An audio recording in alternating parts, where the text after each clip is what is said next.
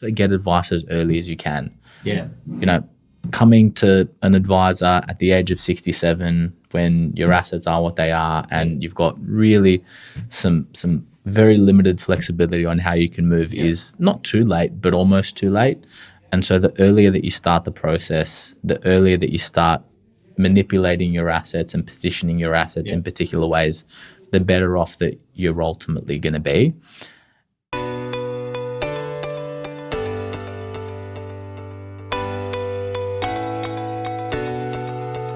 Welcome to 360 Money Matters, where financial planners Billy and Andrew talk all things financial planning.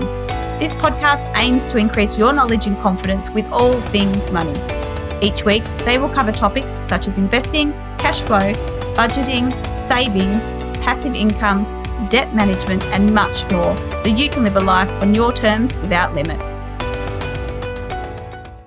Hello and welcome back to another episode of the 360 Money Matters podcast. I'm Billy and I'm joined by my co-host, Andrew. Bills, here we are back again on another episode of 360 Money Matters. What are we talking about, Bills? Andrew, we're back again for the second time today because I started recording and for whatever reason it didn't work. So we figured that out about 10 minutes in. So welcome back and back. No, we're definitely blaming me. I'll take this one. And I did mention before we started recording that I didn't have a coffee today. So I'm blaming that. So we should have known. Yeah. So it's kind of not my fault. But Andrew, I thought we were subtly throwing the back again in at the start of that podcast, but no, we're tackling it. I couldn't help myself and we've gone completely off the rails. But today we're talking to everybody about the age pension. The eligibility, some tips and tricks associated with how do we maximise that? How do we go about thinking about it? A little bit of a history lesson around the age pension, and hopefully it adds a lot of context to the whole age pension system and what you can do if you're in that sphere to be able to try and maximise your entitlements from the government. Yeah, absolutely. So, Bills, age pension, a couple of years away. How old do you need to be in order to be able to access it? That's it. So age 67 as it is, I'm only a few years away, which is great. So it's pretty good for a 65-year-old then, do you reckon? On that note, look, just a little bit of a history lesson. It did used to be age 65, and then over the years it was creeping up until or towards age 67, but now it's a flat age 67. So that's great. That's how it is. But just a really brief overview. The whole idea between the age pension is it's the government's social security system to be able to help people with income if they're in a position where they need financial support in the years of their retirement. And the whole premise and the theory behind the system is if you've got financial means, you're not going to be eligible. Yeah. If you don't have any means, you're going to be completely eligible. And if you fall somewhere in the middle, you'll get a little bit of support. Yeah, exactly right. So when we talk about means, really, it's assessed in a couple of different ways. So Centrelink will look at things and say, okay, first things first, when you're talking about level of assets that you can have and level of income that you can have, they'll assess you when you're talking about your assets, whether you're a homeowner or a non-homeowner, so whether you actually own the property that you're living in, and that will determine the thresholds from an asset level. So they'll look at, okay, what are all of the assets that you have encompassing absolutely everything, excluding the family home, which we'll touch on. Yep. And based off the level of assets that you have, what's the entitlement to age pension? They'll also look at all of the income that you have coming in. So whether that's work income, investment income, all of that stuff. And based off the level of income that you've got coming in, they'll look at your age pension entitlements, and whichever provides a lower age pension entitlement is what they'll pay you. So if under the assets test, you're eligible for $800 a fortnight. Under the income test, you're eligible for $600 a fortnight. They'll pay you the $600 a fortnight. Good system. Yeah, exactly right. Whatever yields the lowest result for the government. Yeah? Exactly. Yeah, right. Nice. I like it. Okay.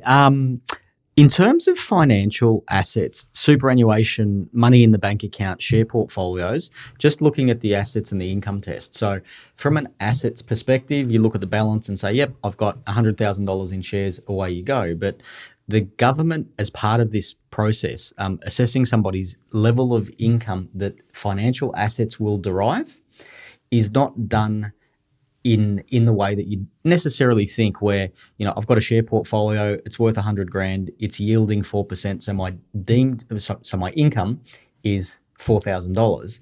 What they do with financial assets is they apply what's called a deeming rate. So it's a standardized percentage rate of return that they assume, just because every financial investment is different depending on the composite of the underlying investments. So it just makes it a little bit easier and the system and the process a little bit more streamlined when determining what level of income you derive off financial assets. So the asset side's a little bit easier because, it's easy to determine the value of an asset. The income is different depending on the composite. So yeah, that's how they calculate that, and it's called deeming. Yeah, exactly right. Another thing to really be careful with, or just have an understanding of, is that it is a fluid test. So it's not something that, you assess yourself at age 67 and based on where your assets are at that point in time will determine whether you're eligible or ineligible for life. Age pension is something that constantly gets reassessed. Yep. So you're looking at things and saying, okay, I might not be eligible at age 67, but what are some of the tweaks that I can do across my assets? Maybe it takes a number of years for all of this to come to fruition and, maybe you're still working until 70, whatever the number is.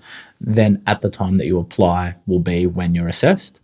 Likewise, when you're talking about things while you're in receipt of age pension. So I have seen some people get caught out of you're in receipt of age pension, you've, changed over your assets or you've made some of the adjustments, which we'll talk through today, to maximize your age pension entitlement, and then an inheritance comes in.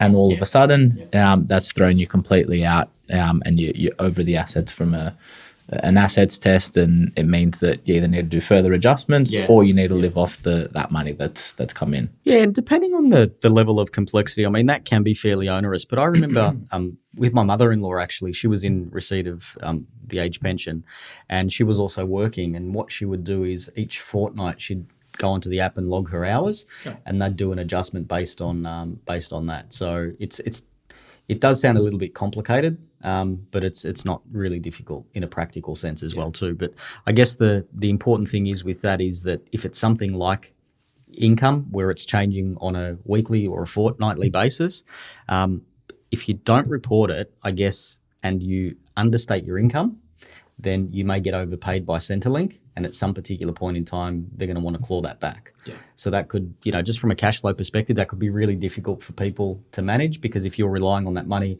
and all of a sudden they need to withhold, 5, 10, 15% because they've overpaid you, it can be quite onerous. So really good one to point out.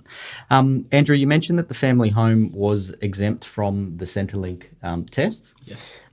So one of the strategies that we look at is, if you have got spare money in a bank account but you've got debt associated with your owner-occupier, one of the things is taking that money and actually paying off debt that you've got attributed to it, because the value of the owner-occupier is not counted in the assets test. Yeah, exactly. So if you've got, let's say, an owner-occupied property with debt and an investment property with debt, the debt that's associated with the investment property will reduce the asset value of that property.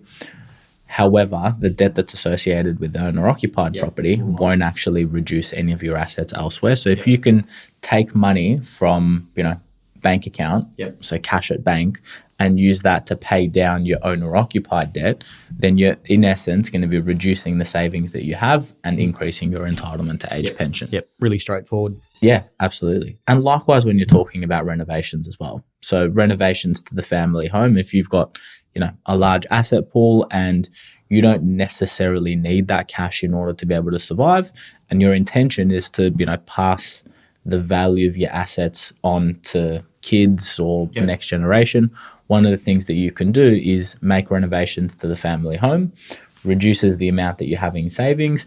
You're, in essence, depending on how you're doing those renovations, still preserving the funds for the next generation, because it's increasing the value of the asset and you're also getting some enjoyment out of it. And at the same time, you're also maximising your age pension entitlements there as well. Yeah. Yep. No, really common strategy. We talk to people about that all the time. Andrew, from an investment product perspective, so one of the things that we talk to people about is annuities. Yep. And we'll go through what an annuity is and why we'd look at doing that. But some of the products that are out there are actually optimised in order to enhance the age pension. Yep. Obviously, it's quite a common scenario where people are trying to chase income, in their retirement years, so to speak. Andrew, talk us through some of the lifetime annuities. What are the thresholds? What are the numbers? Yeah. Yeah, absolutely. So really a lifetime annuity is basically taking a lump sum amount of money and putting that into a particular product that will pay you an income for your life. Yep. Right. There are some complexities that you want to consider in terms of, the beneficiary of that and how that's going to impact the income that's associated with it and the, preserving of the funds. But from an age pension perspective, putting a lump sum amount of money into a lifetime annuity, as at day one, it will have a 40% reduction in that asset value. So let's say, you're putting in $1 million, only 600,000 is going to be utilized from an assets test perspective as at day one. After 5 years, or when you meet your life expectancy, whichever comes first, you have a 70% reduction in asset value. Yep. So you can have a very significant portion of your assets that's quarantined in an asset that is shaded out from an age pension perspective as at day one and also at a future point in time as well by taking advantage of products like lifetime annuities. Yeah, yep. Another strategy that's quite common from our perspective as well too is if you've got a spouse, and we should probably just back it up a little bit. We were talking about right at the start, the difference between Centrelink's, how they view you, whether you're a homeowner or a non-homeowner. They also apply a different set of thresholds, essentially, if you're in a relationship versus if you're not. There's a few other nuances to it as well, which we don't need to cover.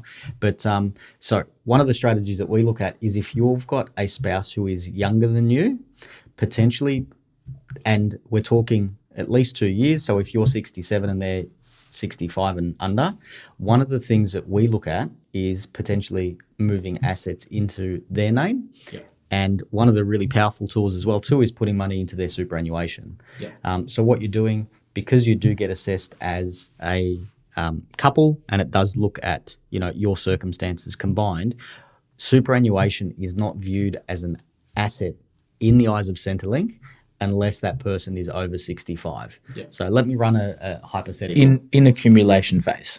In accumulation phase, yeah. You've got somebody who is about to turn 67. Their spouse is 63. If you've got... I thought you were going to say 43 and make this really interesting. Okay, let's go with 40. Let's go with 43, Andrew. So if there's money available in the family unit that you can put into the younger person's superannuation, it will not get assessed as part of that asset pool for the family until that person reaches age 65 or is in pension phase. Yeah. So, if you've got the ability to draw money out of your superannuation and recontribute it back into the spouse's superannuation that's under the age of 65, you can take some big lump sums. You can plan ahead with some spouse splitting contributions as well. And the earlier that you start planning on this, the better that it's ultimately going to yield. I think the key thing with that as well is that superannuation is the only asset that you can do that because if you're looking at, putting some money into, so let's say, the person at age 67 is applying for Centrelink or is applying for age pension, they get assessed as a couple. So even though there's only one person that's applying, they're looking at the entire household's assets. And so even if you take money out of one person's name and put it into another person's name, it's not going to make any difference unless you're putting it into a superannuation fund in order to be able to shield the decks. That's the only thing that won't be assessed. Next one, Andrew. Back in the good old days, you're about to hit age pension. So you turn around and say, okay, I'm going to withdraw all of this money and here you go, children. Yep. Here is a lump sum amount of money. Then you go to the government and go, I've got nothing. Yep. Give me the age pension, right? So the government have cottoned on to that, obviously, because that's just completely rorting the system. And they've come up with some rules. They're called gifting, whereby you can gift, and it's, you can gift money. Nobody can stop you from doing that. You can gift money, but there are some parameters around it that if you give over certain thresholds, we'll go through what they are now, but Centrelink will still recognise that money belongs to you. So as an example, if you've got $100,000 and you give it to your children, Centrelink will recognise that you still have $90,000. Yeah. Even though you don't.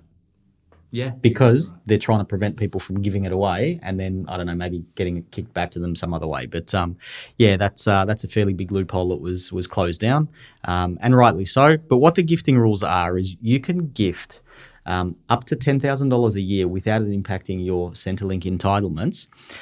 Over a rolling 5-year period, you can gift $10,000 each and every year 3 times. So you can do $30,000 over a rolling 5-year period in no greater amounts than $10,000 each and every year.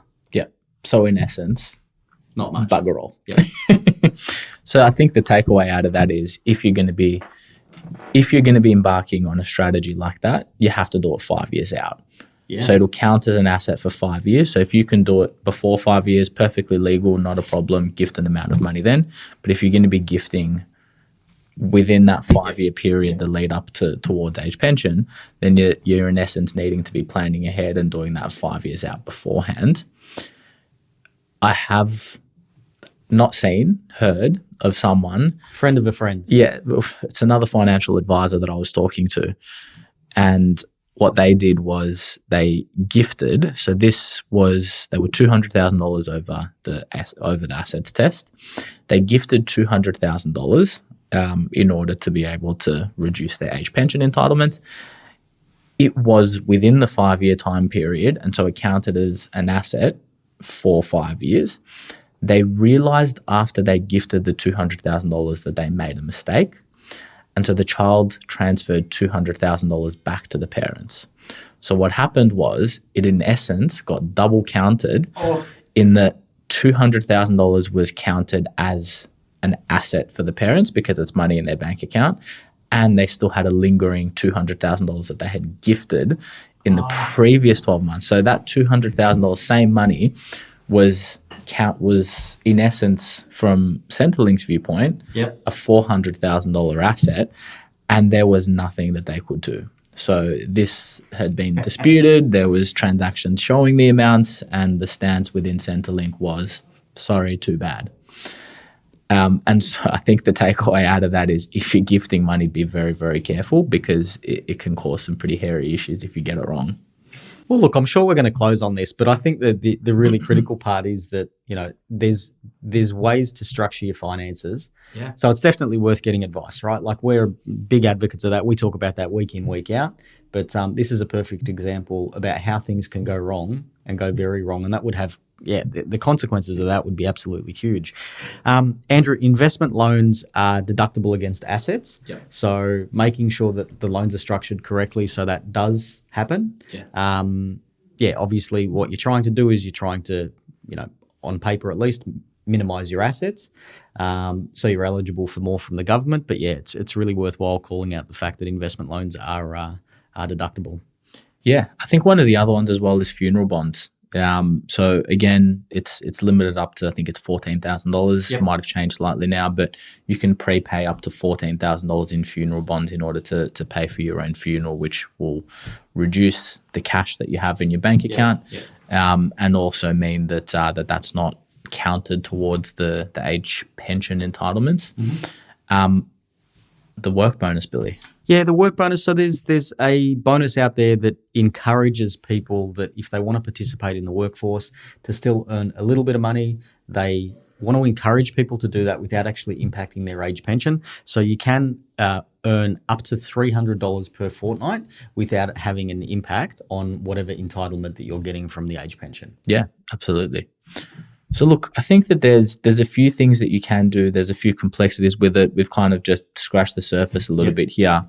And so for me, the real key takeaway is if you're not just approaching, but going to be in receipt of any form of age pension or close to the asset to income test, it's get advice, but also get advice as early as you can. Yeah. Coming to an advisor at the age of 67 when your assets are what they are and you've got really some very limited flexibility on how you can move is not too late, but almost too late. And so the earlier that you start the process, the earlier that you start manipulating your assets and positioning your assets in particular ways, the better off that you're ultimately going to be. And I think it's, especially in today's environment, so incredibly important to plan ahead. Yeah. Because, and this may be an ignorant statement, but I just think it's the way of the world at the moment. I don't think that the income from age pension has kept up with the cost of living. 100%. And so really, I mean, I was talking to a client not too long ago, and she's going to be in receipt of age pension. She's in receipt of full age pension. We're talking about $1,000 a fortnight. And she's like, Andrew, $1,000 a fortnight, my rent is $400 a week. And that's a pretty cheap rent in Melbourne. Yeah. And that basically encaptures a solid 80% of her income. And so making sure that you have, even if your strategy is to receive age pension and live off the age pension, making sure that you have other assets, making sure that you have other things in place to be able to deliver an income. Because if there isn't anything else there, it can make things incredibly difficult. And your ability to shift and change directions. When you go through periods like what we have of, high inflation, rental crisis, all of that stuff, you're susceptible to all of it. Yeah, and look, I share your thoughts and your sentiment. One of the biggest challenges that we see when we're talking to people about this is this thinking around the, I've paid my taxes, I've worked my whole entire life, I've worked hard, away I go. But you don't want to be in a position, I don't believe, where you're minimising your financial position to maximise your aged care pension just because you've worked and paid your taxes throughout the life, your lifetime. Because when you consider what those numbers are, I mean, $500 a week-ish. If you're living, I mean, look, we've got metropolitan Melbourne as a reference, but using just the rental issue that we're going through at the moment, using, you go to the supermarket and figuring out what do you, you walk out with a $500. The numbers are insane. And okay, we're talking about, family with kids and all that sort of stuff, but you can see how, I think fairly easily, you can see how $500 a week, $1,000 a fortnight is not going to get you very far. And I think optimizing your position just for that is probably the wrong way to look at it.